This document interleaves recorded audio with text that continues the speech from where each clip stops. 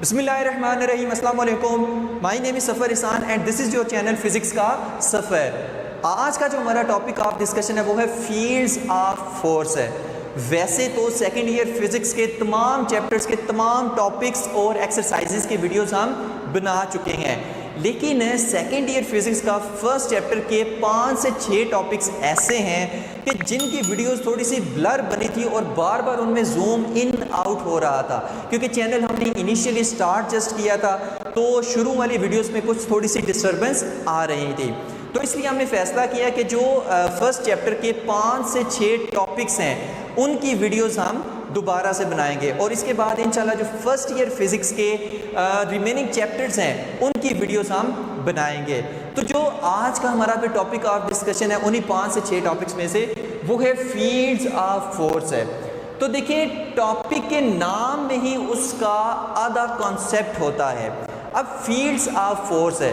Fields जैसे अगर हम बात करें ग्रेविटेशनल फील्ड की, अब इस ग्रेविटेशनल फील्ड में, अर्थ की ग्रेविटेशनल फील्ड में अगर कोई ऑब्जेक्ट आएगा तो क्या होगा, उस पर फोर्स लगेगी जिसको हम ग्रेविटेशनल फोर्स कहेंगे, जिसकी वजह से वो ऑब्जेक्ट जो है वो डाउनवर्ड मूव करेगा।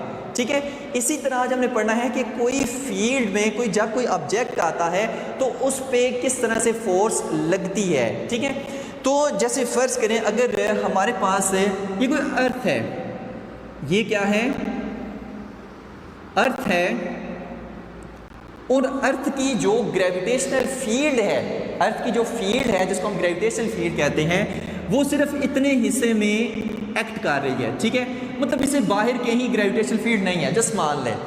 अब यहाँ पर कोई पर्सन है, यहाँ पर कोई इंसान है, अब ये क्या है, ये इस फील्ड से बाहर है, तो क्या इस पर कोई फोर्स लगेगी?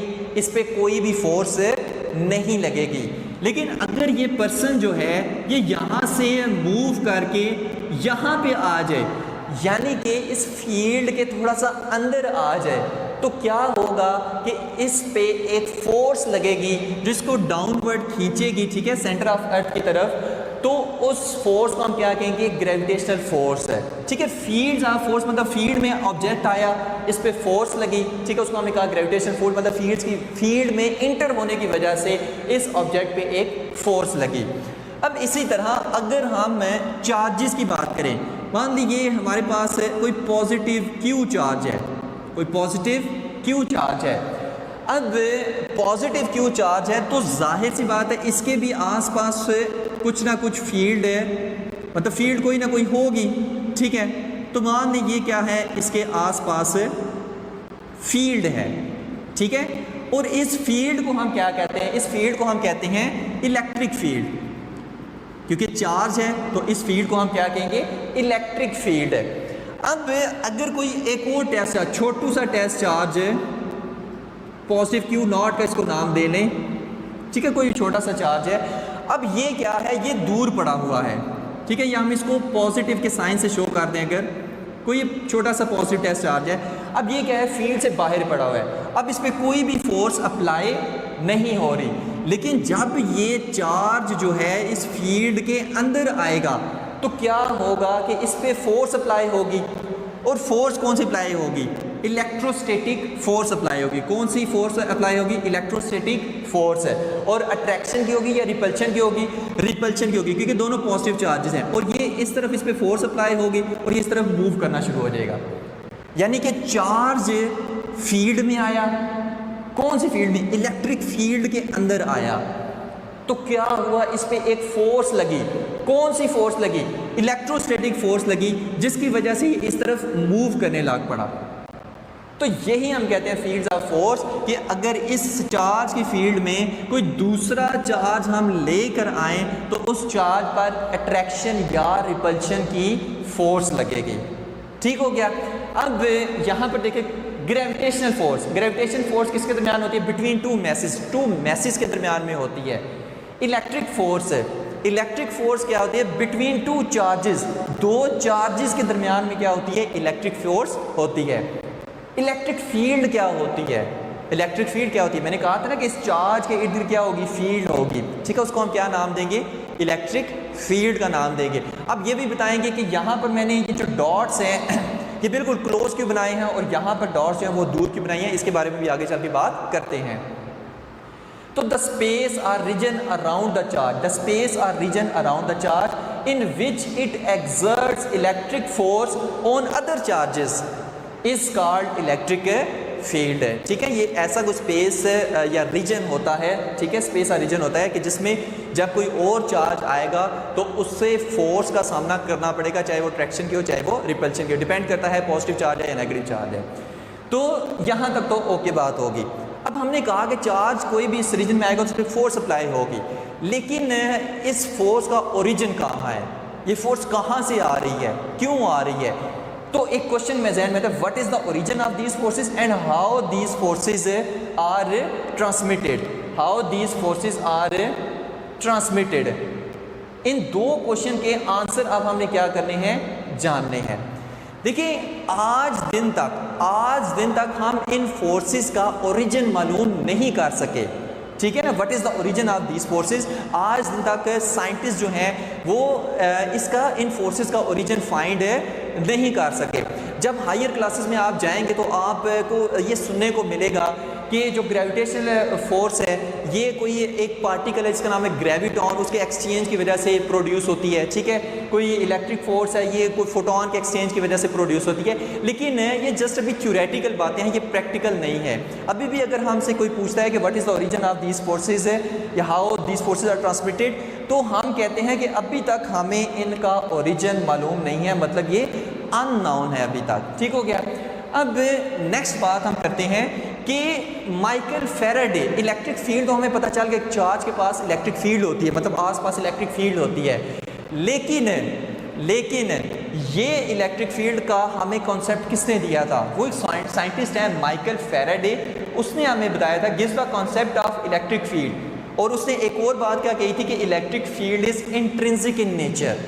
अच्छा, इंट्रिंसिक मतलब प्योर, कि जो किसी से ली हुई चीज़ ना हो, मतलब दुनिया में कोई भी चार्ज आप उठा लें उसके आसपास क्या होगी, इलेक्ट्रिक फील्ड लाजमी होगी और उसकी अपनी इलेक्ट्रिक फील्ड होगी। जैसे अगर मैं कहूँ ये मेरा बाजू है तो ये मेरा क्या है, ये इंट्रिंसिक है, ये मैंने ये नहीं कि किसी से लिया हुआ है तो फिर मैंने साथ लगाया हुआ है, भाई ये मेरा प्योर मेरा अपना बाजू है। तो इस वजह से electric field is intrinsic in nature, कि कोई भी चार्ज है दुनिया में उसके आसपास इलेक्ट्रिक फील्ड होगी और वो उसकी अपनी प्रॉपर्टी इस चार्ज की कि उसके आसपास इलेक्ट्रिक फील्ड लाजमी होती है, ठीक हो गया। तो नेक्स्ट बात करते हैं टेस्ट चार्ज के। काफ़ी लोग इसमें बहुत ज़्यादा कंफ्यूज रहते हैं। अगर हम इसको रेज करें, टेस्ट चार्ज की मज़े की कहानी है कि अक्सर लोगों का ये क्वेश्चन होता है कि टेस्ट चार्ज हम पॉजिटिव ही क्यों लेते हैं, टेस्ट चार्ज हम पॉजिटिव ही क्यों लेते हैं। तो देखिए पॉजिटिव टेस्ट चार्ज हम इसलिए लेते हैं, बाद में बताएंगे कि टेस्ट चार्ज का काम क्या है और ये किस वजह से यूज़ होता है। पॉजिटिव टेस्ट चार्ज हम इसलिए लेते हैं क्योंकि ये एक स्टैंडर्ड चार्ज हम इसको मानते हैं और इससे कैलकुलेशन ज़रा आसान हो जाती हैं। वैसे हम नेगेटिव टेस्ट चार्ज भी ले सकते हैं, इसमें कोई इशू नहीं है, लेकिन जैसे एक स्टैंडर्डाइज उन्होंने किया हुआ है और आसान होती है इससे कैलकुलेशन, इस वजह से ये बस हम यूज़ करते हैं। तो it is a unit positive experimental charge whose electric field is week. बहुत ही छोटू सा ये चार्ज होता है जिसकी इलेक्ट्रिक फील्ड बहुत ज़्यादा वीक होती है। अब इससे हम किस तरह से फोर्स को टेस्ट करते हैं वो चीज़ देखते हैं। तो अब हम प्रॉपर टॉपिक की तरफ आते हैं कि ये हमारे पास एक चार्ज है, ये हमारे पास क्या है, चार्ज है, और इसकी जो इलेक्ट्रिक फील्ड है वो मान लें कि सिर्फ इतने रीजन तक है। इसकी इलेक्ट्रिक फील्ड है मान लें सिर्फ इतने रीजन तक है, और यहाँ पर जो है वो डॉट्स जो हैं वो हम थोड़े से क्लोज बनाएंगे और बाहर थोड़े से दूर बनाएंगे, ठीक है। अब इन डॉट की मज़े की कहानी है।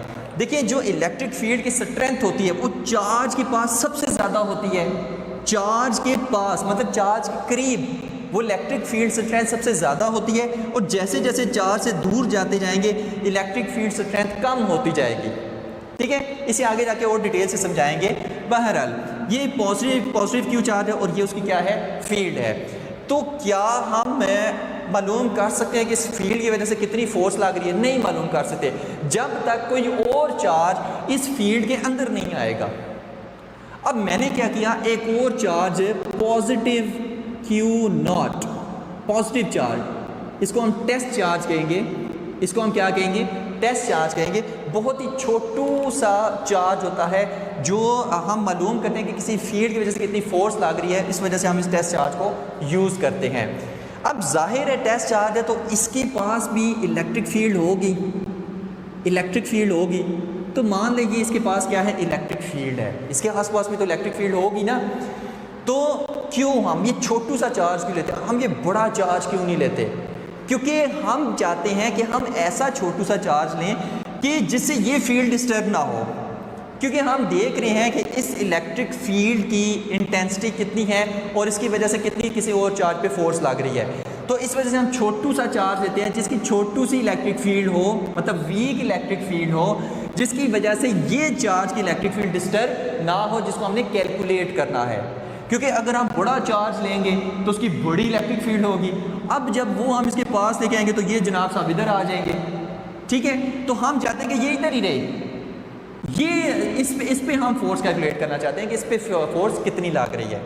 तो अब ये चार्ज क्या है, जब तो बाहर पड़ा हुआ है तो इस पर कोई भी फोर्स नहीं लग रही। लेकिन अगर मैं इस चार्ज को उठाकर, इस चार्ज को मूव कराकर इस फील्ड के अंदर ले आऊँ, इस चार्ज को उठाकर इस फील्ड के अंदर ले आऊँ, तो इस पे क्या होगी, एक फोर्स लगेगी। ये चार्ज है क्यू नॉट दरमियान में, तो इस पे क्या होगी, फोर्स लगेगी। और क्योंकि positive Q naught test charge मैंने कहा था लेंगे, ठीक है, तो इस पे फोर्स कौन सी लगेगी, रिपल्शन की फोर्स लगेगी। और रिपल्शन की फोर्स लगेगी तो क्या होगा, ये इस तरफ मूव करना शुरू हो जाएगा। अब देखिए, यही इस हिसाब से समझाने की कोशिश कर रहे हैं कि इस इलेक्ट्रिक फील्ड में ये positive Q naught test charge आया तो इस पे क्या होगी, रिपल्शन की फोर्स लगी, मतलब फील्ड में आने की वजह से, इलेक्ट्रिक फील्ड की वजह से इस पर फोर्स लगी, इसलिए हम इसको कहते हैं फील्ड्स ऑफ फोर्स है। तो यहाँ से हम इस इलेक्ट्रिक फील्ड, फोर्स अगर हम कहें तो फोर्स की डायरेक्शन किस तरफ है, इस तरफ है, और किस वजह से लगी है, इलेक्ट्रिक फील्ड की वजह से लगी है।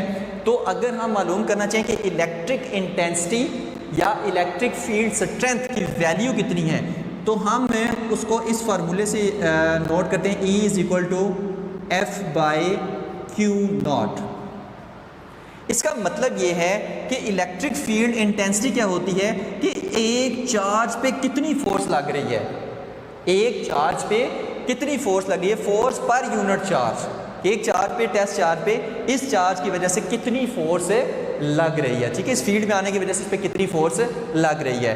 तो क्यों हम इसको क्यों हम नोट कर रहे हैं, देखिए हम मालूम करना चाह रहे हैं कि इस फील्ड में जब कोई चार्ज आया तो उस पर फोर्स लगी है तो इसकी स्ट्रेंथ कितनी है, इस इलेक्ट्रिक फील्ड की स्ट्रेंथ कितनी है। अब अगर चार्ज यहाँ पर होगा तो इस पर कम फोर्स लगेगी, यहाँ पर होगा तो इस पर ज़्यादा फोर्स लगेगी, यहाँ पर होगा तो इस पर और ज़्यादा फोर्स लगेगी।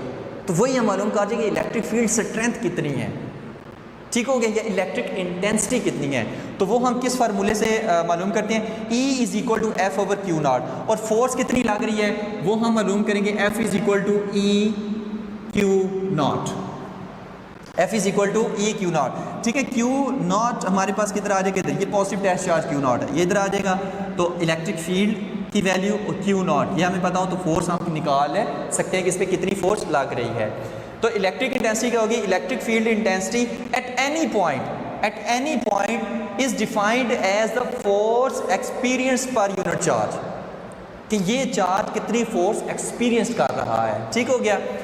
अब नेक्स्ट बात करते हैं कि यहाँ पर देखिए हमने एक फार्मूला निकाला, E is equal to F over Q naught, के इस फार्मूले से हम इलेक्ट्रिक फील्ड इंटेंसिटी मालूम कर सकते हैं, ठीक है। और याद रखें कि ये जो इलेक्ट्रिक फील्ड इंटेंसिटी है ये क्या है, ये एक वेक्टर क्वांटिटी है, ये एक वेक्टर क्वांटिटी है जिसका मैग्नीट्यूड भी होगा और जिसकी डायरेक्शन भी होगी, ठीक है।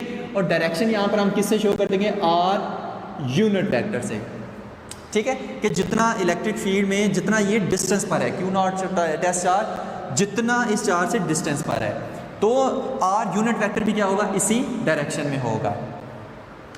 F यहाँ पर देखिए हम कूलम्स लॉ में पढ़ के आ चुके हैं कि अगर हमें दो चार्जेस के दरमियान फोर्स को कैलकुलेट करना हो, जैसे दो चार्जेस कौन से, Q और Q नॉट, टू चार्जेस हैं, तो इनके दरमियान अगर हमें देखना हो कि फोर्स ऑफ अट्रैक्शन या रिपल्शन कितनी लग रही है, तो हाँ वो हम किस फार्मूले से मालूम कर सकते हैं, F is equal to K Q naught by R का स्क्वायर, क्योंकि कूलम्स लॉ में हमने पढ़ा था Q1 Q2, क्योंकि वहां पर हमने चार्ज लिया था Q1 Q2, यहां पर हम चार्ज ले रहे हैं Q और Q नॉट, तो इस वजह से Q और Q not divided by R का स्केयर। R स्केयर क्या कि जितना इन दो चार्जेस के दरमियान में डिस्टेंस है, फोर्स, और K क्या है, प्रोपोर्शनैलिटी कांस्टेंट है।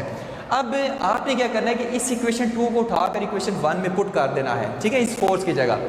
तो पुट इक्वेशन 2 इन 1, तो F की जगह हमने क्या पुट किया, K Q Q not R का स्केयर, और ये Q नॉट नीचे उसी तरह, तो यहाँ पर Q नॉट से काट गया, तो आंसर क्या आया, E इज इक्वल टू के क्यू बाई आर का स्केयर।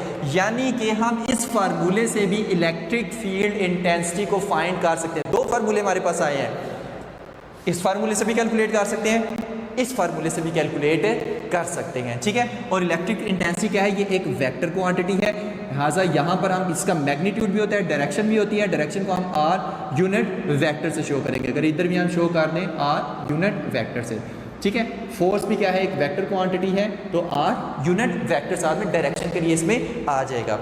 अब यहाँ पर लास्ट में एक बात इसमें इंपॉर्टेंट आती है कि देखिए, अगर हमें फोर्स कैलकुलेट करनी है तो हमारे पास दो चार्जेस होना लाजमी है, Q और Q नॉट, दो चार्जेस होना, इलेक्ट्रिक फोर्स अगर हमें कैलकुलेट करनी है तो दो चार्जेस होना लाजमी है, Q और Q नॉट।